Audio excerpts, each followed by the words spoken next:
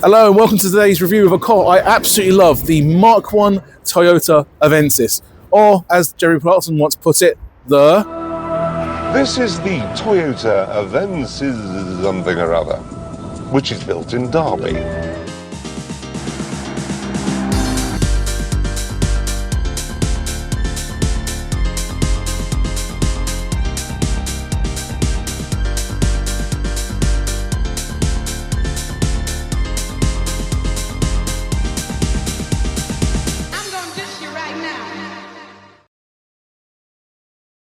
So the Toyota Avensis something or another, which was built in Derby, was actually available as a 4-door saloon, a 5-door hatchback and an estate.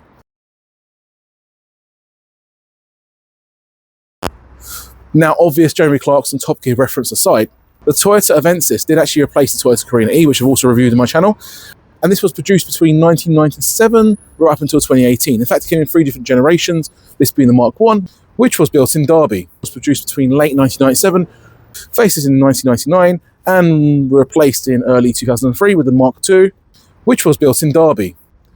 Being released in 2003, faced in 2006, being replaced in 2009, and then the Mk3, which still was built in Derby, actually had 2 facelifts and was released in 2009, faced it in 2012, and then faced it again in 2015 with the final facelift, and then production ended in 2018. Finally being replaced by the Toyota Camry, which actually wasn't built in Derby, in 2019. Now let's look at the model range of the Toyota Avensis. Now the Mk1 did actually start off originally with the S, the GS, the GLS, the top of the range CDX, and then the sporty SR derivative. Although when I say sporty, it wasn't really sporty, it was more of an appearance package, but it looks good. And the engines that were originally available on the Avensis, and I say originally because it was the pre-facelift models that had these engines, was a standard 2-litre diesel, as well as the petrol engines, which was the 1.6 4 AFE engine, 1.8 7 AFE engine, and a 2-litre petrol engine as well. In 1999, there was actually a special edition of the entry-level model called the SE, which was essentially an S model, but with really nice alloys. And then obviously in 2000, we had a major update, a huge facelift, which is what you got here, and it actually replaced all the petrol engines. So the A-series Toyota engines were no longer available, and they were replaced with the ZZ engines that we had, which was the VVTi engines. They also came as 1.6s, 1.8s, and 2 litres. Now you have to be a bit careful with these engines because they have a tendency to consume a little bit of oil. I've been very lucky with this particular one. This doesn't consume oil. It's actually one of the good ones.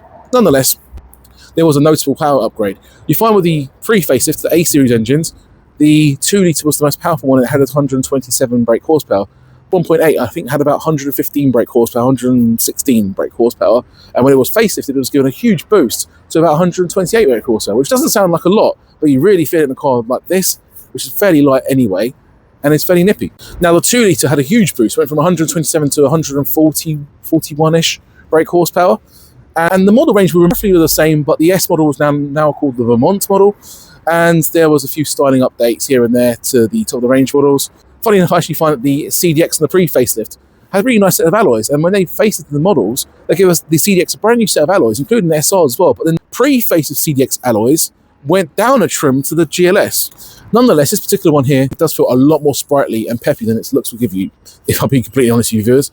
But it made you think that you need to consider as well is, and this is one of the reasons why I did the Top Gear reference, was that when this car was released in late 97, it was panned by the critics. But then this is not a fast car. It is a slow one. It is also dull to drive and dull to behold. It wasn't necessarily a bad vehicle, it was just seen as bland. It was what Jerry Clarkson referred to as a car. There's really only one way to describe it. It is a car. And I guess it was a car, but there was a lot more to it to like. And I'm very, very lucky. I actually owned one of the press vehicles, and I was very lucky because I managed to get it for absolutely nothing at the time when these cars had shed all their value. And I admit, it did feel a bit sluggish, they were a bit slower. But then I've also had a 1998 Avensis Saloon, and it was more sprightly. This obviously being the facelift model was a different engine, but this feels incredibly sprightly. In fact, Joseph Lloyd recently reviewed his car, and even he was surprised with just how peppy this engine is and how fast the thing wants to go. It is really good in that respect. But I think my main concern with this car is that it had a bad reputation by the reviews. Like I said, it was panned. And now I find myself back at the Toyota Avensis, which is easily the most economical car here. But it is also far too slow. So go on, keep going. Right the way out. Right the way, keep going. That's it. And it really isn't that worthy of criticism. It's actually a much better car than people anticipate. And this is why this is a worthy car of a review, because these don't really get covered much, and there's hardly any of them around anyway nowadays. And despite its reputation, it's much better than you anticipate. These are cars that we shouldn't have ignored. And quite frankly, anyone who holds on to these cars these days, I think they're quite lucky. These are really good cars. Now, the Mk1 Toyota Avensis really was a heavily facelifted version of the Carina E that it succeeded. It was essentially the same bodywork, but they did a lot of work to make it different. I like the front end actually. On the pre-facelift, I actually kind of prefer it. They had snazzier headlights that looked like a BMW, and it had a kind of smiley face at the front. In fact, BMW is a bit of a running theme with this particular car, despite not driving necessarily like a BMW. If anything, I actually think it drives better than some BMWs, so I'll be completely honest with you. There's something about the look.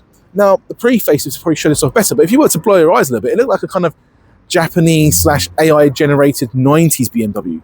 And when I say 90s, it could be anything from an E36 to an E46. It was just kind of just generic BMW look-alike. It did look like that. Now, with the facelift, obviously, some styling that made it look like a BMW had disappeared, so the headlights were no longer the 2 units behind the lens type, and it had obviously a clearer lens look. And the front, the smiley face was toned down a little bit, so it hid some of the BMW traits, and the taillights were different as well, which I'll come on to in a second. But essentially, it went from looking like a 3 Series in the pre-facelift to looking more like a Volvo S40 in the post-facelift. But I digress, and I continue, because I actually still like the design of this car, and I like the fact that the badge now sits prominently on the grille, not on the bonnet, whereas pre-facelift it's on the bonnet. And it still looks nice, and hey, you've still got black rubbering strips, so you can't go wrong with that. And these are the early days of clear headlights, so it actually looks quite nice still. It's not overly complicated or overly designed. And the indicators look alright too. Design-wise, it's very smooth, it's very clean, it's a clean sheet of metal, but actually they've evolved the wonderful Carina E shape and made it even better. Toyota did a good job with the front end. Now, moving around to the side of the vehicle, as you can see, this is the top-of-the-range TX model.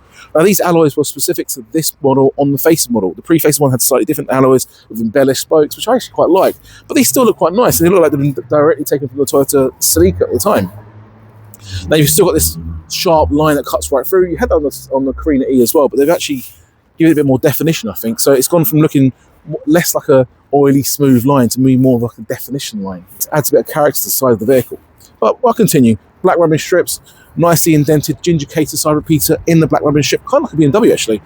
And also a reminder that you've got a slightly different engine to this one than the standard A series engines you've got on the Carina E and on the Mk1 pre-facelift Avensis. And you've got this glass house here, which is very BMW-esque. You've almost got the Hoifmeister kick at the back. But I like it. It suits it. It makes the car look very European and chic. And I actually like these door handles as well. Very flush fitted and actually designed into the car quite nicely. I don't think the Carina E had those door handles. It does look good. And yeah, unfortunately, this particular model has got a few blemishes around the body, should we say.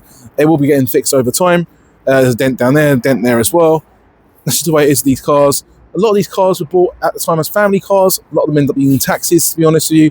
And they were mostly workhorses. So to find one in absolute mint condition is a bit of a rarity, but they do exist. Sometimes as well, you'll find that these cars are bought by people that are a bit older in life and people that were retired, so they looked after their cars. So if you found one of those, they'll be in good condition. But this one, unfortunately, is not in the best condition, but it's still a good car. I mean, in the inside, it's significantly better than what the bodywork would suggest. Nonetheless, if I bring cameraman Dylan to the back of the car, that styling which I was talking about, that kind of BMW styling, really does continue from the front to the back. Now, like I said, it's a heavily reworked Toyota Carina E Saloon. But you wouldn't tell from the back end styling, it's different. Even the boot is completely different as well. And it's got a sharper line, whereas the Carina E was more flowing. Like I said, it was oily smooth. This is much more sharper, but still not aggressively sharp. I like that. Like I said, it's like a generic AI generated 90s BMW. And the pre-facelift taillights, I actually prefer them because they had the ginger caters. It did look like a 3 Series if you blurred your eyes a bit. This, on the other hand, makes it look like a Volvo S40. And it's got these kind of, I don't know what sort of lenses these are, to be honest. So they're not quite clear. They're kind of orange. They're kind of bronzy, but they're not quite ginger caters either. It's kind of some sort of go-between. But pretty much a standard Saloon, which actually has aged really, really well. Unfortunately, this particular one's got a broken tail light, but there is a new tail light waiting to go into this one, so that will be fixed. But it's proud shaft that is the top of the range CDX model as well. So I like that. Modern day cars, you don't really know if it's a CDX model. In fact, the last Avensis, the XL model, was top of the range, and there's no badging to suggest it's the top of the range. So at least there's a bit more pride to this.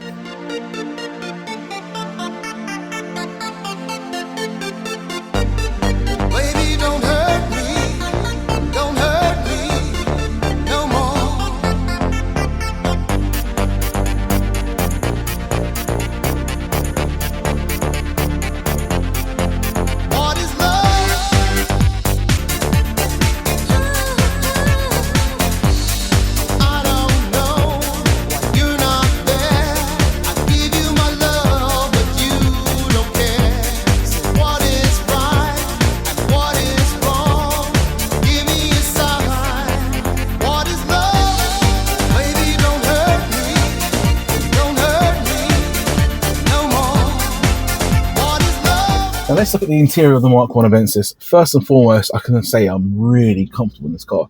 These seats are magnificent, and look, I've actually owned the pre-facelift one which didn't have leather seats, and even they were very, very comfortable as well. They had this lovely stitched piping on the velour seats, very, very nice. But these leather seats are really, really good and very comfortable and very supportive as well. I actually like the fact that on the facelift models you actually had a nice emblem for the Toyota badge, especially just an indented Toyota badge. Looks nice. The steering wheel on the other hand is very, very good. It's like a leather stitched steering wheel, feels really solid. And you've got these Toyota switches on the steering wheel. And then the Toyota Yaris of the same sort of age had the same sort of system. In fact, it had the same sort of system up here on the dashboard. Before I go on about the dashboard, actually, I like the wood panelling. I know it's fake wood. It's very much oil-based wood that's never seen the inside of a tree. But I like it, and it looks good. It's something that we don't really get in modern day cars anymore. In fact, on the pre-facelift CDX of the range model, you still had the wood trim, but for some reason, unbeknown to anyone in human history, Toyota, I suspect this is probably a mistake on Toyota's behalf, didn't put a wood insert on this particular air vent, but they put it on all the other air vents. I have no idea why they've done that, but yeah, essentially this resolved that, but actually remembered the wood insert on that particular air vent. But yeah, the wood trim was pretty much limited to the top of the range CDX model as well as the GLS model. But overall, it's a nice design. It's, if I'll be honest with you, as much as the seats are really comfortable and this ride is genuinely more comfortable than the Carina E, I prefer the dashboard of the Carina E. It's got this deck lid style top to the dashboard. This doesn't have that. It's actually a little bit more plain. I like the wood trim, don't get me wrong, and I like some of the toys. And believe it or not, it's actually got a sat nav that unbelievably works. It does work. It's very old, it's very ancient. This tiny little screen. It's like trying to operate a sat nav for a Nokia 3310, but it does the job. And actually in the boot, it's got a CD changer as well, so it is fairly well equipped for what it is. But nonetheless, I still prefer the styling of the interior of the Toyota Carina E. It just looks a bit nicer, but this isn't bad whatsoever. There's a lot to like up front, and I think for me, one of my favourite features, apart from the leather seats and the buttons on the steering wheel, is actually the kind of ruched style leather on the door cards. Good news, everyone! I actually fit at the back of a car. Now, this seat has been adjusted to my position, so it's the best test for me to see if I can fit in the back of the car. And this is, I'm okay. I'm comfortable back here. I've got a very comfortable rear seat. I've got enough knee room. I've got a decent amount of headroom, actually. Plus, like the person's the roof level on the door cards. I like the chrome door handles. And you do actually have a little cigarette ashtray down there as well. And then obviously a mat pocket as well. But yeah, well, I think my favourite feature of the rear end, apart from the very comfy, very squishy seats at the back, is actually these headrests. They've got the middle bit cut out, so you never feel kind of claustrophobic in there. You feel like you can actually see around, and it feels quite airy. And with the sunroof open as well, it does feel really light and airy. Even with this kind of dark grey, blackish interior, it never feels too dark and claustrophobic in here. It's a good car, and being a backseat passenger, it's nice. I can see why these are popular with taxis. The Mk1 Toyota Avensis didn't have much of a job to replace the Toyota Carina E. The Toyota Carina E was a very comfortable car, a very solid car, and it wasn't the worst in terms of handling. It just had lots of body roll, so it was quite an easy platform to improve from, and it really does feel like an improvement. Now, don't get me wrong, this is the facelift model, so when I compare it to the pre-facelift models that I actually have owned, I've owned two in the past, the pre-facelift models actually were even softer, had even more body roll, and didn't handle as well than the Carina E's. But with this particular facelift model, they really have worked something on the suspension. They've done some kind of magic on the suspension, because this is a lot better to handle, both than the pre-facelift and even the Toyota Carina that preceded it. It's wonderful, in fact. It's surprisingly sharp. Not quite as sharp as a P10 Primera, but very, very close. It really does give the P11 Primera a run for its money. It definitely beats both those in terms of comfort, though, because these seats and this ride is just sublime. You know, I've driven a more modern car. I've driven and in fact, I've reviewed the Kia Sportage, which is exceptionally comfortable, wonderfully comfortable car. But the problem I've got with the Sportage is, as comfortable as it is, you're getting this level of comfort for thousands, tens of thousands of pounds more. And it's a shame, really, because modern day cars they can't sometimes want to be comfortable, they want to be sharp and firm and sporty. But this is a really nice balance, because you've still got the kind of sharpness and sportiness that you need. In all fairness, you know, it does go around corners really rather well. The handling is, yeah, pretty sharp. But at the same time, you have wonderful levels of comfort. It is a magnificently comfortable car, this is. But what I really like about this car, one thing that really sells it to me, is that this engine, despite being pretty nippy and good on fuel, this is even better. This is very sprightly. In fact, this has got a little bit more horsepower, in fact, than the 2-litre engines that were replaced in the facelift. This has as much horsepower and as much torque as that. This is fantastic. This is a brilliant car to drive. It really, really is. And its delivery power is really, really smooth as well. Now, don't get me wrong, these engines are known to have a bit of an oil consumption issue, which is a bit of a shame, really. Miles was otherwise a fantastic engine. But if you find one like this where it's got a reliable engine, as long as you do the essential maintenance, these are fine, these cars. This is a really good car to drive. It's really smooth, delivery power is excellent, and best of all, the fuel economy is excellent as well. This car's constantly achieving late 30s in terms of MPG and can easily trickle over into the 40s. It does drive really well, and on top of that, it has pretty much everything you need. You kind of can have your cake and eat it with a car like this. I think the only downside is the image, because unfortunately the image that was bestowed on it since its reviews was not one of an interesting one, and quite a dull one, if anything. It's a bit of a shame, really. It really is a good car, and it's very underrated, not just the way it looks, but especially the way it drives. Fantastic car, almost as good as the P10 and the P11 Primeras. But in some ways, it betters them, because the comfort level's just there. What is love? Baby, don't hurt me. Don't hurt me no more. What is love? Baby, don't hurt me. Don't hurt me no more.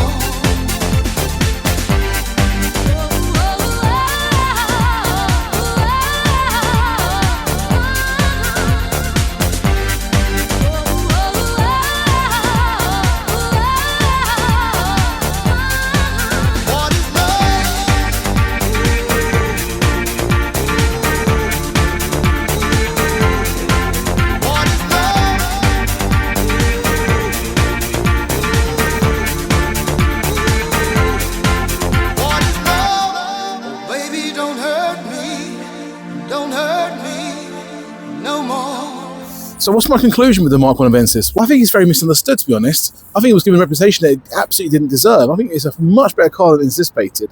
And I just feel like these have gotten forgotten about, and they shouldn't. They deserve a bit more credibility and a better reputation. But thankfully, there's a bit of a loyal following to these cars, so they do keep them on the road.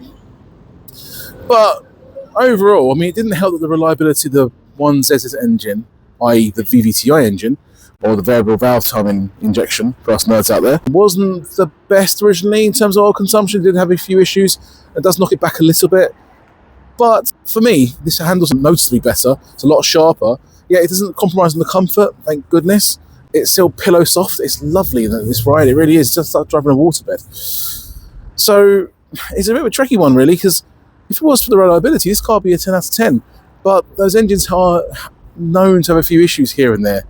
And it doesn't help that the image is a bit on the dull side. I mean, I like the Saloon, don't get me wrong, but the hatchback is a little bit... It's not the best looking car in the world, let's be honest, viewers.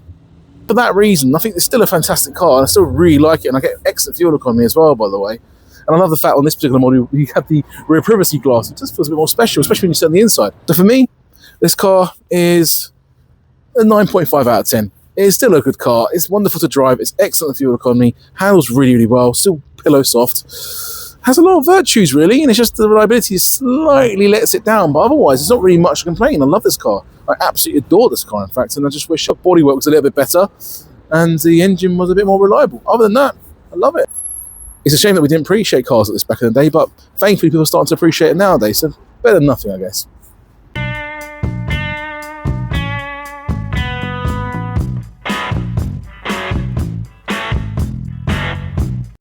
So, the Toyota Avensis was available as a 4-door saloon, a 5-door estate, and also as a 5-door hatch. Oh, not the was produced between late 1997, facelifted in 2019. So basically, now the interior of the Mk1 Avensis. Oh, fuck off!